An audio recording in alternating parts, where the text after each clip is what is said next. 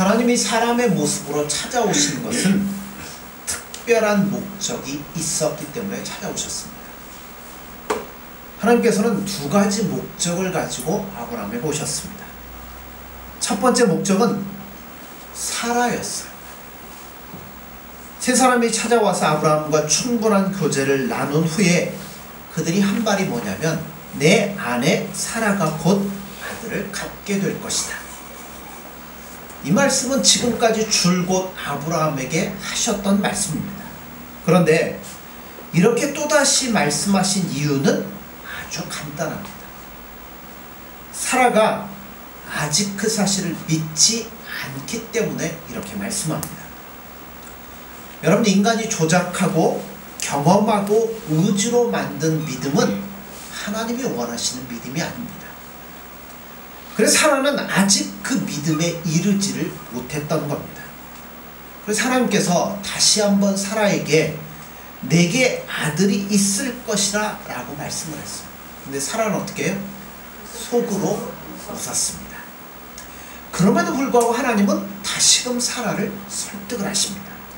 그런 일이 반드시 일어날 것이다. 여러분, 기적도 당사자가 믿어야 일어나지 안 믿는데 어떻게 일어나겠어요? 그게 첫 번째 목적이었어요. 두 번째 목적은 이제 곧 소돔과 고모라가 불심판을 받을 것이라는 예언입니다. 자, 16절을 보세요. 그 사람들이 거기서 일어나서 소돔으로 향하고 아브라함은 그들을 전송하러 나가니라.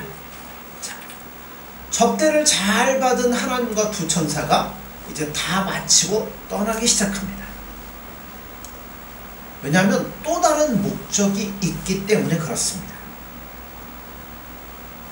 그 목적은 뭐냐면 소돔과 고모라였어요. 소돔과 고모라로 떠나고 아브라함은 전송을 마치는데 갑자기 돌발적인 상황이 벌어지기 시작했습니다. 소돔으로 향하다 말고 갑자기 아브라함을 향하여서 돌아서서 이야기를 합니다. 자, 17절을 보세요.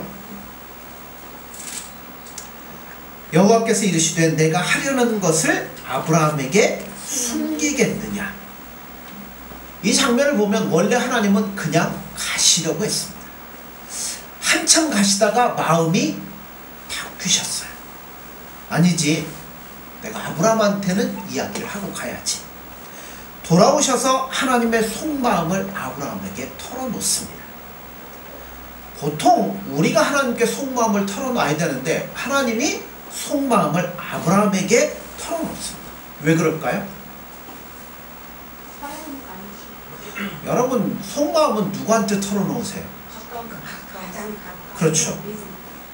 친밀한 사람, 친한 사람에게는 그래서 뭣도 없어요? 비밀도 사실 없습니다. 사람에게는 누구나 더 친한 사람이 있고 덜 친한 사람이 있습니다. 더 친한 사람에게는 있는 것도 다 꺼내놓고 다 비밀도 공유를 합니다. 그러나 덜 친한 사람에게는 말을 골라서 합니다. 어느 정도까지만 이야기하고 나머지는 공개를 하지 않습니다. 지난 24년간 아브라함과 하나님 사이에는 갈등이 있었습니다. 아브라함은 하갈과 이스마엘을 얻고 나서도 13년간 믿음의 휴면기를 가지고 있었습니다. 그리고 하나님께서 나타나셔서 아브라함에게 말씀하죠. 두려워 말라, 나는 너의 상급이라. 너는 내 앞에서 완전하라. 내게 아들이 있을 것이다. 말씀하실 때까지도 여러분, 하나님과 아브라함은 그렇게 친밀한 관계는 아니었던 것 같습니다. 그런데 마지막 순간에 아브라함이 자기의 믿음을 포기하고, 즉 인간적인 믿음을 포기하고 하나님이 주시는 믿음을 받아들였고 그 말씀대로 할례를 행하기 시작합니다. 그때부터 하나님과 아브라함 사이의 관계는 굉장히 가까워지기 시작했습니다. 그리고 정말 친밀하게 된 때가 언제예요? 하나님이 두 천사를 대동하고 아브라함에게 찾아왔을 때 아브라함이 어떻게 했어요? 지난 시간에 극진히 대접을 했어요. 그런데 이런 모습은 이전까지 아브라함에게서 찾아볼 수가 없었던 모습입니다. 그래서 하나님과 음식을 나누고 교제하며 말씀을 할 때 아브라함과 하나님 사이는 정말 가까워지는 사이가 되었던 것 같습니다. 우리도 뭐 해야 돼요? 우리도 하나님과 예수님과 친해져야 됩니다. 여러분, 개인적으로 친해지셔야 돼요. 어떤 사람은 하나님을 잘 믿고 교회도 열심히 나오는데 누구하고 거리가 멀어요? 하나님하고 예수님하고 친하지 않아요. 아무리 교회 오래 다녀도 소용없습니다. 그러나 하나님과 친한 사람, 예수님과 친한 사람은 여러분 말씀도 듣고 음성도 듣고 그분의 비밀도 알게 돼요. 친한 사람에게 얘기하잖아요. 하나님도 예수님도 예수님하고 친한 우리들에게 말씀하시지, 안 친하면 뭐 하겠어요? 말씀 안 하시잖아요. 그러면 이런 축복을 누리실 수 있는 저와 여러분들이 되어지기를 소원합니다. 아멘. 자, 18절 19절입니다. 아브라함은 강대한 나라가 되고 천하 만민은 그로 말미암아 복을 받게 될 것이 아니냐.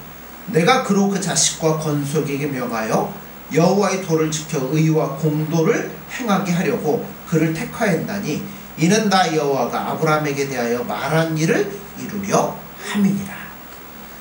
사람의 모습으로 오신 하나님께서 말씀하신 이 요점은 두 가지입니다. 첫째는 내가 아브라함을 강대국으로 만들어 주겠다는 겁니다. 이 말씀은 새로운 이야기가 아니에요. 전에도 늘 하셨던 말씀이에요. 내가 너로 큰 민족을 이루게 하겠고 너는 복의 근원이 될 것이고 모든 열방의 조상이 될 것이다. 누누이 하셨던 말씀입니다. 그리고 나서 자녀에 관한 말씀도 하셔요. 이런 축복을 누리려면, 강대국이 되려면 뭐가 있어야 돼요? 자녀가 있어야죠. 그래서 너와 내 자녀들을 택했고 그 약속은 이 자녀들에게도 이어질 것이라고 말씀을 합니다. 이 말씀도 새로운 말씀이 아니에요. 예전에 하셨던 말씀입니다. 그런데 하나님께서 이제까지 한 번도 하지 않으셨던 말씀을 20절부터 21절에 말씀합니다. 자, 읽습니다. 여호와께서도 이르시되 소돔과 고모라에 대한 부르짖음이 크고 그 죄악이 심히 무거우니 내가 이제 내려가서 그 모든 행한 것이 과연 내게 들린 부르짖음과 같은지 그렇지 않은지 내가 보고 알려 하노라. 아브라함에게 새롭게 주시는 말씀은 소돔과 고모라에 대한 말씀입니다. 소돔과 고모라의 죄악이 너무나 심각해서 하나님이 친히 그 사실을 알아보려고 지금 가시는 중이라는 겁니다. 여기서 우리가 두 가지를 알 수 있어요. 뭐냐면 첫째는 죄는 부르짖는 소리가 있다는 겁니다. 여러분, 죄는 절대 그냥 가만히 있지 않습니다. 죄를 지으면 죄는 소리를 질러요. 여러분, 남을 억울하게 하거나 눈물을 흘리게 하거나 학대하거나 고통을 주면 그 고통이 그냥 있는 게 아니에요. 그 고통하는 소리가 어디로 가요? 하나님께로 가서 하나님의 귀에 들린다는 겁니다. 이스라엘 백성들이 애굽에서 430년 동안 압제를 당하고 고통을 당하고 억울한 일을 당할 때 그들이 부르짖는 소리가 누구에게 갔어요? 하나님께로 갔습니다. 그래서 하나님께서 들으셨기 때문에 모세를 불러다가 이스라엘 백성들을 해방시켰던 겁니다. 여러분, 다른 사람 억울하게 하고 눈물을 흘리도록 하지 마십시오. 지금 내가 힘이 있고 능력이 있어 괜찮은 것 같을지 몰라도 그 소리가 누구에게로 가요? 하나님께로, 예수님께로 올라간다는 사실을 늘 명심하셔야 됩니다. 둘째는 심판하시기 전에 뭐 하셔요? 확인하신다는 거예요. 하나님께서 소돔과 고모라를 그냥 심판하지 않으시고 일단 오셔서 확인을 하십니다. 확인한다는 건 다른 말로 얘기하면 무슨 얘기일까요? 그렇죠. 기회를 준다는 겁니다. 마지막 기회가 한 번 더 주어진다는 겁니다. 그러므로 소돔과 고모라가 그때 회개했으면 어떻게 됐겠어요? 그렇죠. 구원을 받죠. 자, 이 얘기를 아브라함에게 하셨어요. 아브라함과는 상관이 없는 얘기 같다. 그런데 이야기를 하십니다. 그때 아브라함이 어떻게 해요? 당황하기 시작했습니다. 어쩔 줄 모르고 안절부절했습니다. 왜요? 소돔과 고모라가 멸망하는 것은 별로 중요하지가 않아요. 거기에 누가요? 조카 롯이 살고 있기 때문에 아브라함이 당황하기 시작했습니다. 사실 롯은 어떤 사람이에요? 그냥 별 볼 일 없는 사람이에요. 믿음이 있는, 그렇게 뭐 믿음 있는 사람도 아니었습니다. 극히 인간적이며 항상 부담되는 사람이었고 하나님보다는 물질을 쫓아가는 사람이 롯이었습니다. 갈등이 있을 때도 뭐 했어요? 자기 이익을 쫓아 눈에 보이는데 좋게 생긴 데를 찾아갔던 사람이 바로 롯입니다. 이런 사람을 사랑할 만한 가치가 있을까요? 그런데 아브라함에게는 이상하게도 롯에 대한 사랑이 있었습니다. 창세기 14장을 보면 롯이 한때 위기에 빠진 적이 있습니다. 동방의 왕들이 전쟁에 벌어져 갖고 롯이 사로잡혀서 포로로 끌려갔습니다. 그때 아브라함이 어떻게 해요? 가신 318명을 데리고 와서, 여러분 그건 이길 수 없는 전쟁이다, 인간의 생각으로 보면. 그런데 싸워서 롯을 되찾아 오는 것을 보게 됩니다. 대부분의 사람들은요, 도움을 줄 때 내가 손해보지 않는 선에서 도와주려고 합니다. 나에게 해가 돌아오고 문제가 생긴다면 사람들은 도와주질 않습니다. 22절을 보세요. 그 사람들이 거기서 떠나 소돔으로 향하여 가고 아브라함은 여호와 앞에 그대로 섰더니. 자, 아마도 두 천사는 소돔과 고모라로 떠났던 것 같습니다. 세 사람 중에 한 사람을 붙잡은데 그분이 누구냐면 하나님이십니다. 지금 아브라함은 하나님 앞에 서 있습니다. 이미 심판은 시작이 되었습니다. 이제 시간은 없어요. 그러자 아브라함은 상황이 급박해지기 시작합니다. 아브라함은 여호와 앞에 그대로 섰더라, 이 말씀에서 우리는 어쩔 줄 모르는 모습으로 하나님 앞에 서 있는 아브라함의 모습을 상상해 볼 수 있습니다. 별 볼 일 없고 허물도 많고 나에게 많은 해를 끼쳤던 사람을 사랑하는 것은 쉬운 일이 아닙니다. 대체로 사람들은 가치 있는 일에는 내가 시간도 내고 헌신도 하고 노력을 기울이지만 가치가 없는 일은 아예 돌아보지도 않습니다. 한 걸음 더 나아가서 나에게 해를 끼치고 힘들게 했던 사람을 사랑한다는 것은 더욱더 어려운 일입니다. 그런 사람을 사랑하신 분이 예수님이십니다. 보세요. 나같이 별 볼 일 없고 잊어버려도 아무 상관이 없는 사람, 사랑한다고 하지만 늘 배신하고 실수도 많고 강팍하고 뭐만 생기면 하나님 앞에 대드는 사람, 그게 누구냐면 우리들이잖아요. 그런데 그런 우리를 잊지 않으시고 사랑하셔서 십자가에서 자기의 생명을 주신 분이 바로 예수님이라는 겁니다. 아브라함은 지금 누구를 배우고 있는 거예요? 예수님의 마음을 배우고 있는 거예요. 그래서 믿음은요, 다른 말로 얘기하면 예수님의 마음을 배우는 게 믿음입니다. 자, 23절을 보십시오. 아브라함이 가까이 나아가서 이르되 주께서 의인을 악인과 함께 멸하시려 하나이까. 자, 아브라함이 하나님에게 하고 싶은 말은 정작 따로 있어요. 뭔 말일까요? 롯을 살려주세요, 이 말을 해야 되는데 그거를 직접적으로 못하는 거예요. 그래서 도대체 하나님 앞에 내가 이 얘기를 어떻게 꺼내야 될까 고민하다가 하나가 딱 떠올랐어요. 뭐가 떠올랐냐면 하나님의 공의에 호소해보자. 그래서 소돔과 고모라가 자기 죄로 인하여 심판받는 것은 당연하지만 하나님, 그 소돔과 고모라 안에 의인이 있다면 어떻게 하시겠습니까? 하나님은 공의의 하나님이 아닙니까? 그러면 살려야 되지 않겠습니까? 그 얘기를 하는 거예요. 24절을 보세요. 그 성중에 의인 50명이 있을지라도 주께서 그곳을 멸하시고 그 50의인을 위하여 용서하지 아니하시리이까. 그래서 아브라함이 하나님 앞에 제시한 카드가 뭐예요? 의인 50명. 하나님은 공의 하나님이기 때문에 의인 50명을 소돔과 고모라 성과 함께 멸망시킨다면 그건 하나님에게 모순이지 않습니까? 하고 하나님 앞에 큰 소리를 칩니다. 자, 25절 가세요.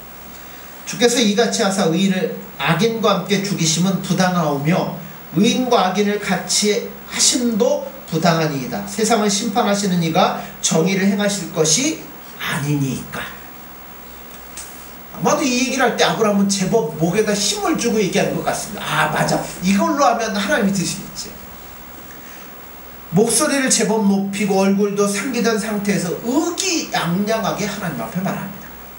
주께서 이같이 하사 의인을 악인과 함께 죽이심은 불가하오며. 상황이 바꿔진 것 같아요. 아브라함이 하나님처럼 막 강하게 얘기하고 하나님은 그저 듣고만 계십니다. 물론 그 말 자체가 틀린 말은 아니겠지만 아브라함은 별 볼 일 없는 롯 하나 때문에 하나님 앞에서 큰 소리를 높이고 있는 겁니다. 자, 26절입니다. 여호와께서 이르시되 내가 만일 소돔 성읍 가운데서 의인 50명을 찾으면 그들을 위하여 온 지역을 용서하리라. 아브라함의 예상을 깨고 하나님 너무나 쉽게 오케이를 하셨습니다.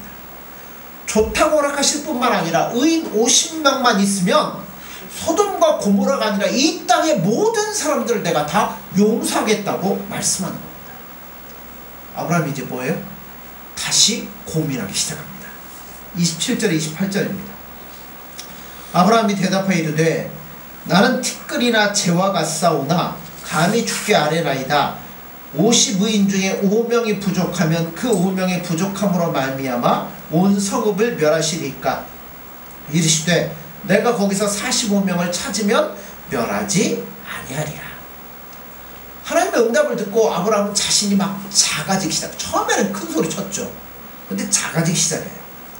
하나님 앞에서 그는 티끌처럼 작아졌고 부끄러워서 어쩔 줄을 몰라 합니다. 그러면서 하는 말이 뭐예요? 하나님 5명만 빼면 안 될까요? 그래도 그 성을 멸하시겠습니까? 하나님 뭐라고 그래요? 그래? 좋다? 오케이. 자, 29절로 갑니다.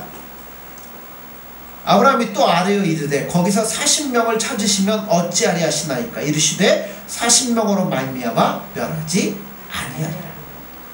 5명을 빼도 그래 네 조카로 내가 살려줄게, 그 얘기를 못 듣자 하나님의 눈치를 슬그머니 살피면서 이번에는 몇 명이요?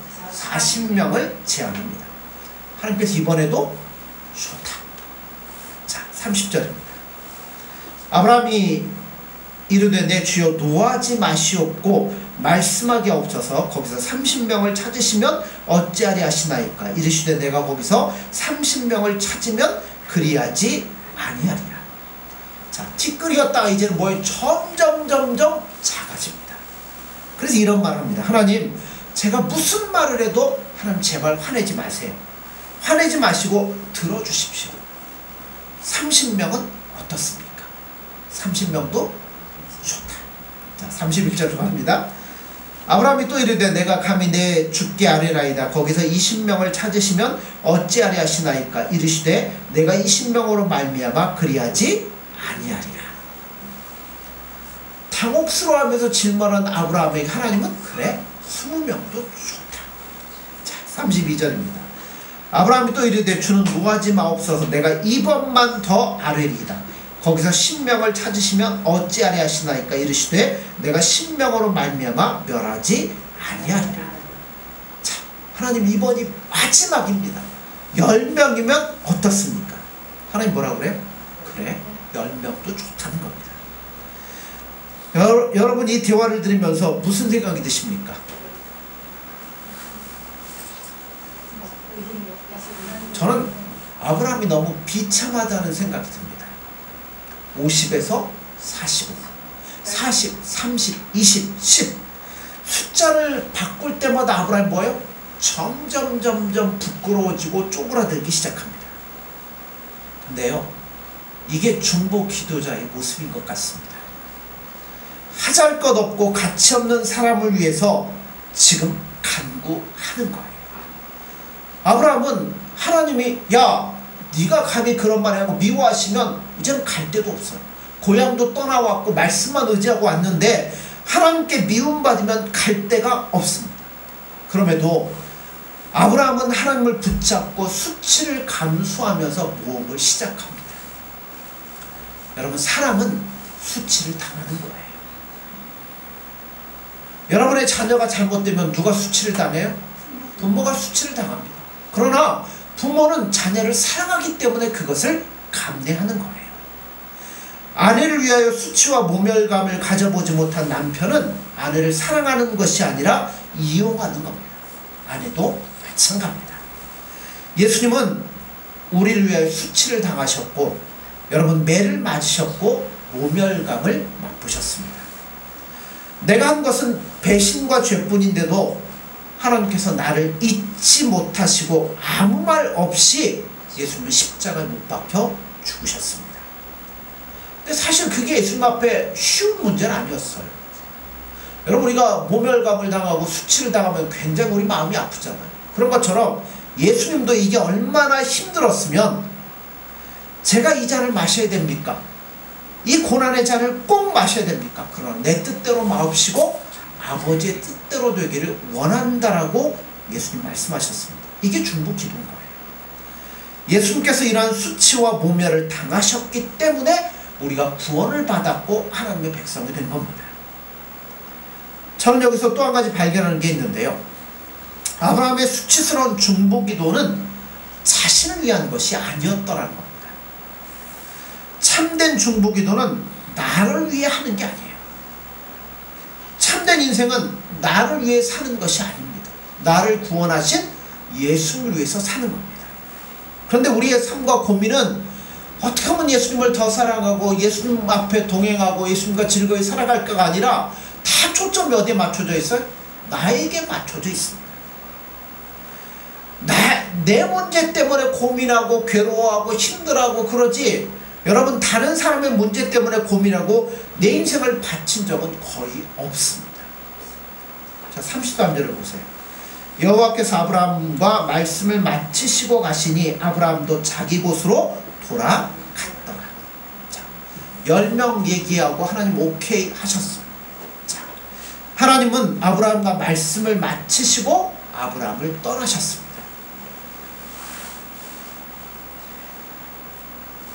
이것으로 대화는 끝이 났어요. 아무것도 지금 된 게 없어요. 그런데 이후에 어떻게 됩니까? 소돔과 고모라는 멸망을 받지만 롯은 심판 중에 구원을 받았습니다. 결국 아브라함의 중보가 승리했던 거예요. 저는 아브라함의 비참하고 처절한 중보 기도를 통해서 신약에 있는 예수님의 말씀이 생각이 납니다.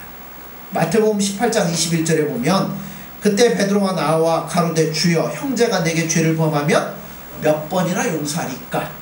7번까지 하오리까? 예수께서 가라사대 내게 이르노니 7번뿐 아니라 70번씩 7번이라도 할지니라. 여기서 나오는 7번은 최대 용서의 한계치예요.